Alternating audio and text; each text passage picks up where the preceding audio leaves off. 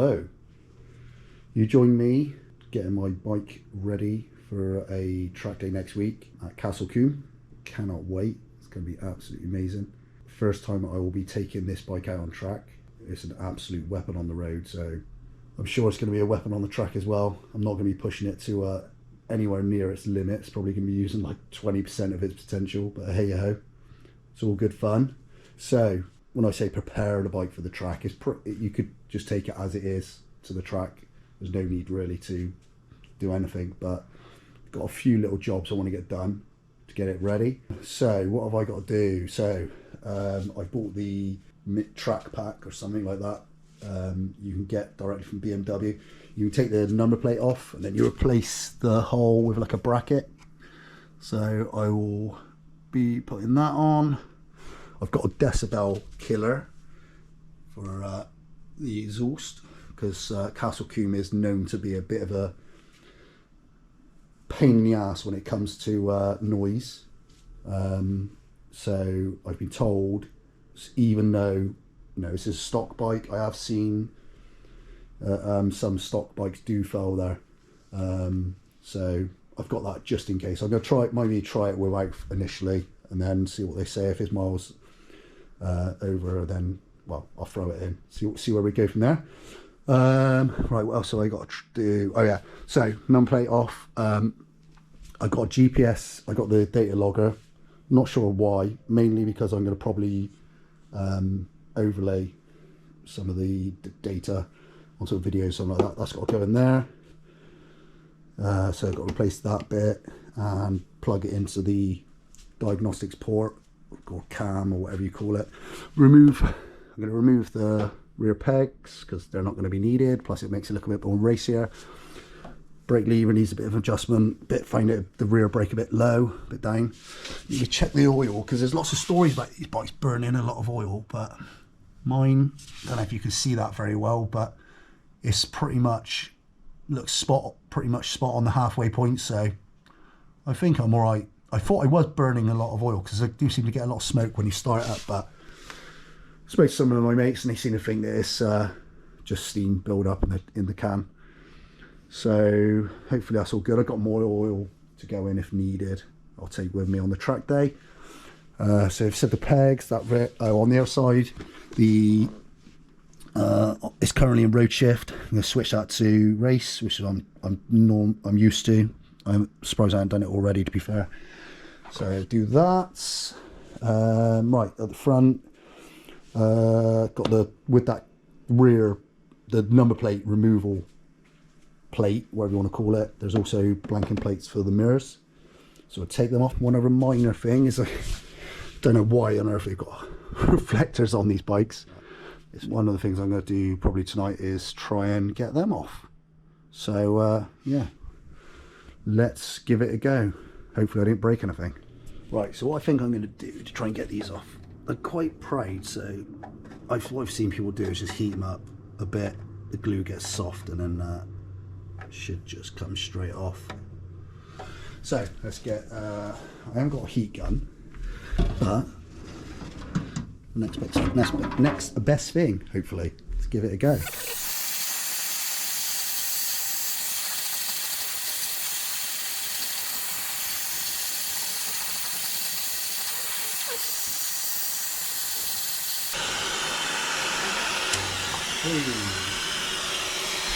That off anyway. Just gotta probably use the pipe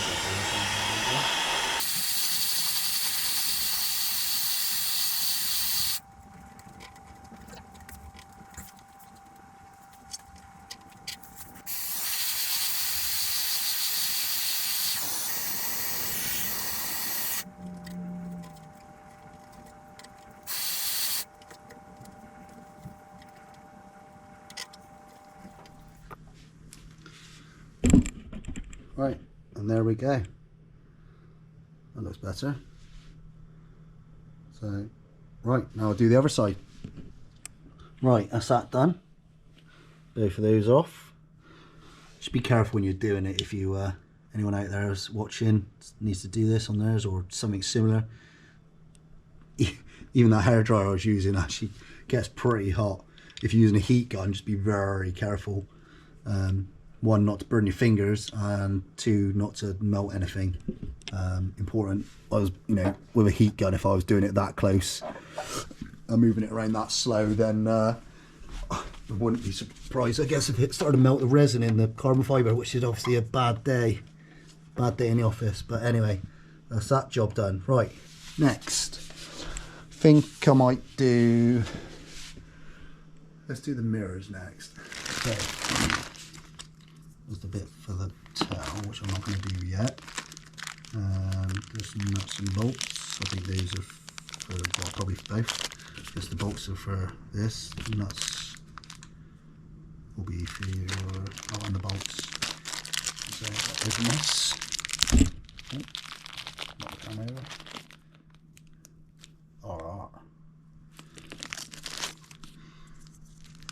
Might need these because there's indicators in the. I think these are so you don't get any warnings on the dash.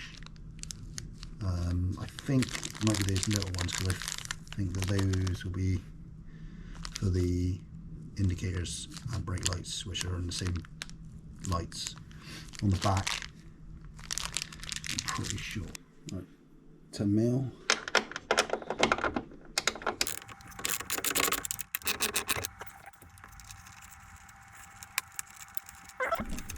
Pull out the mirror. Where does that cable go? Ah, right. Maybe I should have read the instructions because I'm guessing I got to undo the connector first. So let's put that back in there. Hopefully it's not going to go anywhere. It should be alright. Fall down and scratch the bike. Now, where are those connectors?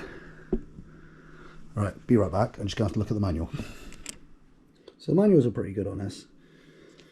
So, as I thought, should have read the manual. Got to disconnect the plug first, which is wherever that is.